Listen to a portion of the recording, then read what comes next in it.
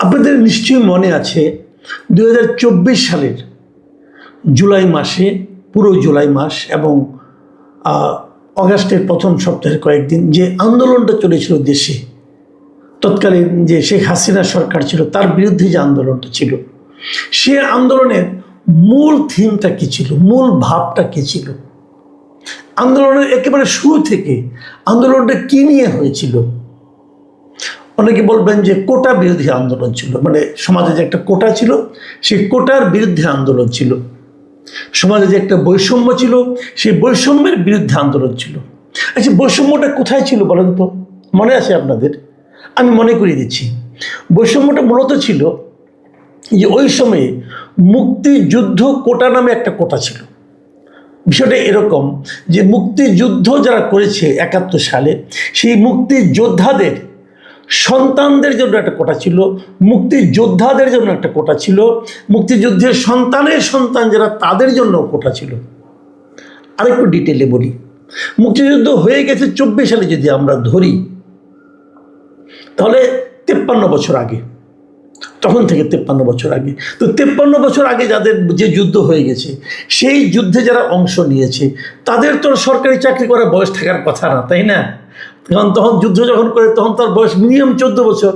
তো 53 আর 14 মিলে 67 বছর, তখন তার সরকারি চাকরি করার কোনো সুযোগ নাই। কিন্তু এর আগে যখন সরকারি চাকরিতে যোগদান করার সুযোগ ছিল, তখন কিন্তু মুক্তিযোদ্ধাদের জন্য চাকরিতে ঢোকার একটা কোটা ছিল এবং সেখানে তারা একটা বয়সতার জন্য বেশি ছিল, বেশি বয়স পর্যন্ত তারা চাকরির জন্য অ্যাপ্লাই করতে পারতেন।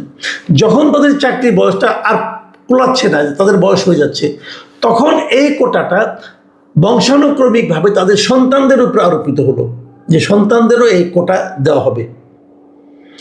এটা নিয়েই কিন্তু যত আপত্তি, মুক্তিযুদ্ধের সন্তানরা ইউনিভার্সিটিতে ভর্তির সময় বাড়তি সুযোগ পাবে, তাদের জন্য কিছু কোটা থাকবে, তারা আগে ভর্তি হবে, তারা কম মার্কস পেলেও ভালোভাবে ভর্তি হতে পারবে, এরকম নানা ধরনের কোটা। এটা স্টুডেন্টরা বলতো এক ধরনের বৈষম্য, যে আমি বেশি নাম্বার পেয়েও আমার পাশে যে ছেলেটা বসে আছে, মেয়েটা বসে আছে, তার বাবা মুক্তিযোদ্ধা ছিল, অতএব সে আমার চেয়ে কম নাম্বার পেয়েও সুযোগ পাচ্ছে, কারণ তার জন্য একটা কোটা আছে।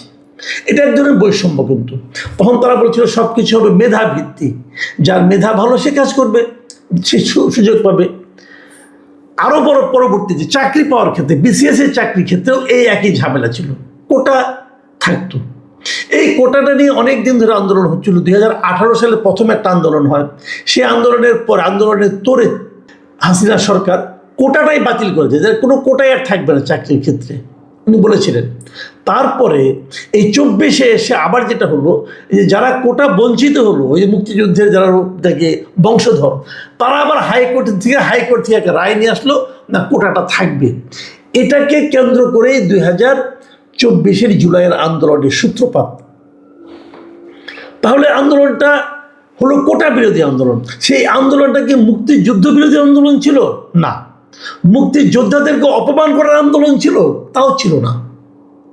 আন্দোলনটা ছিল যে ওই ইস্যুটাকে কেন্দ্র করে আপনি কোটা চালু করতে পারবেন না, যার যেটা যোগ্য, যে যার যোগ্য, সেই যোগ্যতা অনুযায়ী সে তার চাকরি পাবে অথবা কাজ পাবে অথবা ভর্তি হতে পারবে, যেখানেই যাক সেটা হলো তার যোগ্যতা অনুযায়ী, যার যে যোগ্যতা এবং যে কাজের জন্য যে যোগ্যতার দরকার, সেই প্রতিযোগিতায় তারা যে টিকবে সেই হবে। কার বাবা কি, কার বাবা হুজুর, কার বাবা হাজি, কার বাবা পাজি, কার বাবা মুক্তিযোদ্ধা, কার বাবা রাজাকার, এগুলো কোনোটাই বিবেচনায় আনা হবে না। যাকে চাকরি দেব, যে কাজ পাবে, যে প্রতিযোগিতায় অংশ নেবে, তাদের মধ্যে যাদের মেধা, যাদের যোগ্যতা আছে তারাই পাবে। ব্যাপারটা ক্লিয়ার, সিম্পল। আমরা কোটা বিরোধী আন্দোলন করলাম, আমরা বৈষম্য বিরোধী আন্দোলন করলাম। এই আন্দোলনের মাধ্যমে একটা সরকারের পতন ঘটলো, নতুন একটা সরকার আসলো, এখন একটা গণতান্ত্রিকভাবে নির্বাচিত একটা সরকার আছে। এখন কি আমরা কোটা চাই? চাই না। এখানে কিন্তু আগে যেমন কোটা বিরোধী আন্দোলন মানে মুক্তিযুদ্ধ বিরোধী আন্দোলন নয়, কোটার প্রতিবাদ করা মানে মুক্তিযোদ্ধাদেরকে অপমান করা নয়। এখনও তেমনি একই কথা আমি বলতে চাই। এখন আবার কোটা দেওয়া শুরু হয়েছে। দেখুন, আজকে আমি কথাগুলি এত যে ভূমিকাগুলি দিলাম কেন, সেটা আপনি একটু ব্যাখ্যাটা বোঝার চেষ্টা করেন। আজকে আমরা কি দেখলাম? আজকে একটা অনুষ্ঠান হয়েছে, বাংলাদেশ পর্যটন কমিশন, তারা একটা পর্যটন কর্পোরেশন, তারা একটা অনুষ্ঠানের আয়োজন করেছে। সেটা কি জুলাই গণ অভ্যুত্থান দিবস উপলক্ষে জুলাই শহীদ পরিবার ও জুলাই যোদ্ধাদের সম্মাননা প্রদান এবং আলোচনা অনুষ্ঠান হয়েছে। সেখানে আমাদের বেসামরিক বিমান পরিবহন ও পর্যটন মন্ত্রী আফরোজা খানম গিয়েছিলেন এবং সেই সঙ্গে এর যে প্রতিমন্ত্রী মিস্টার মিল্লাত সাহেব তিনিও গিয়েছিলেন, এম রশিদুজ্জামান মিল্লাত, এরা দুজনই সেখানে উপস্থিত ছিলেন। সেখানে উপস্থিত থেকে তারা দুটো ঘোষণা দিয়েছেন। ঘোষণা দুটো কি, জুলাই যোদ্ধা ও শহীদ পরিবারের জন্য বিমান ভাড়ায় 50% ছাড় দেওয়া হবে। মানে যারা জুলাই যোদ্ধা ছিলেন এবং জুলাইয়ের আন্দোলনে যারা মারা গেছেন, সেই মৃত ব্যক্তি, সেই শহীদের পরিবারের যারা সদস্য, এরা সবাই বিমান ভাড়ায় 50% ছাড় পাবেন। এটা দেশেও পাবেন, বিদেশেও পাবেন। মানে যদি বাংলাদেশ বিমানে তারা চলাচল করেন, দেশে যান অথবা বিদেশে যান, তাহলে 50% তাদেরকে ছাড় দেওয়া হবে। কেবল তাই না, যে 36শে জুলাই বলে ওইটাকে মাথায় রেখে পর্যটন কর্পোরেশনের মালিকানায় যত হোটেল আছে, ওনারা যদি সেই সমস্ত হোটেলে কখনো যান, আজীবন তারা সেখানে 36% কমিশন পাবেন। এই দুটো কথা তারা ঘোষণা দিয়ে আসছে। আমার কাছে মনে হলো এটা তো জুলাই আন্দোলনের যে মূল চেতনা, সেই চেতনার সঙ্গে তো গাদ্দারি করা হলো। এটা আপনারা যে কাজটা করলেন সেটা হলো যে জুলাই শহীদদেরকে দিচ্ছি, জুলাই যোদ্ধাদের দিচ্ছি, এটা নিয়ে তো কেউ কোনো প্রতিবাদ করবে না, অতএব আমরা এটা দিলাম, আমরা মহান হলাম, আমরা দেখালাম আমরা অনেক কিছু করলাম। আমি মিল্লাত সাহেবকে জিজ্ঞাসা করতে চাই, আমি আফরোজা খানমকে জিজ্ঞাসা করতে চাই, এটা করার একটু আপনাকে কে দিল? এই যে আপনি 50% ছাড় দিলেন, আপনার টাকা। এই যে আপনি 36% কমিশন দিবেন, এটা আপনার টাকা, এটা জনগণের টাকা। জনগণের টাকা ছাড় দেওয়ার আপনার এখতিয়ার কে দিল? এবং তারও যে বড় কথা, আপনি এখানে দিবেন কেন? এটা দেওয়ার মাধ্যমে আপনি আবার সেই কোটা ব্যবস্থা চালু করলেন। যদি মুক্তিযোদ্ধাদের জন্য, মুক্তিযোদ্ধাদের পরিবারের জন্য কোটা দেওয়াটা অনিয়ম হয়ে থাকে, ভুল হয়ে থাকে, প্রতিবাদযোগ্য হয়ে থাকে, তাহলে এখানে কোটা দেওয়াটা কোন বিবেচনায় গ্রহণযোগ্য? আপনারা আমাকে বোঝান ভাই। আমি জুলাই যোদ্ধাদেরকে কিন্তু অবমূল্যায়ন করছি না। জুলাই যোদ্ধা হিসাবে, জুলাইয়ের শহীদ হিসাবে যার যা প্রাপ্য আপনারা দেন, কোনো আপত্তি নাই। কিন্তু কোটা কেন? আপনি দেন, সম্মান দেন তাদেরকে। যে দেশের স্বাধীনতা সংগ্রামে, দেখেন মিল্লাত সাহেব একটা ভয়ঙ্কর কথা বলছেন কিন্তু সেখানে। উনি বলতেছেন যে ইদানিং 1971 সালের মুক্তিযোদ্ধাদের সঙ্গে 2024 সালের জুলাই যোদ্ধাদের তুলনা করা হচ্ছে, যা কোনোভাবেই যৌক্তিক নয়। খুব ভালো কথা, আমি আপনার কথা মানতে রাজি আছি। তারপর উনি কি বললেন? 1971 সালের যোদ্ধারা দেশ স্বাধীন করেছেন, আর 2024 সালের যোদ্ধারা দেশের সার্বভৌমত্ব রক্ষা করেছেন। এটা কীভাবে সম্ভব? সার্বভৌমত্ব তো আমাদের দেশে সবাই রক্ষা করতেছে। জুলাই যোদ্ধারা বলতে পারেন যে একটা স্বৈরাচারী সরকারের পতন ঘটিয়েছে, সার্বভৌমত্ব কেমন তারা রক্ষা করলো ভাই? সার্বভৌমত্ব রক্ষা করার জন্য পুলিশ আছে, বিডিআর আছে, আর্মি আছে, দেশের জনগণ আছে, ওনারা কীভাবে সার্বভৌমত্ব রক্ষা করলো? এটা বোঝান আপনি আমাকে। হয়তো আপনি বলতে চাচ্ছেন যে এই সরকার, আওয়ামী লীগ সরকার, ভারত সরকারের তাবেদারে পরিণত হয়ে আমাদের সার্বভৌমত্ব খুইয়েছিল। যে সার্বভৌমত্ব খোয়ানোর কথা বলেন, সেটা তো আপনারা সরকার গঠন করার পর করেছেন। সেটা হলো মার্কিন যুক্তরাষ্ট্রের সঙ্গে চুক্তি করে। মার্কিন যুক্তরাষ্ট্রের সঙ্গে যে গোলামি চুক্তি আপনারা করেছেন, তাতে আমাদের সার্বভৌমত্ব গেছে। আমরা এখন বিদেশ থেকে তেল কিনতে হলে মার্কিন যুক্তরাষ্ট্রের অনুমতি নিয়ে কিনতে হয়। আগে ভারতের অনুমতি নিয়ে কিছু কিনতে হতো না আমাদের। সার্বভৌমত্ব কারে কি বুঝাচ্ছেন ভাই?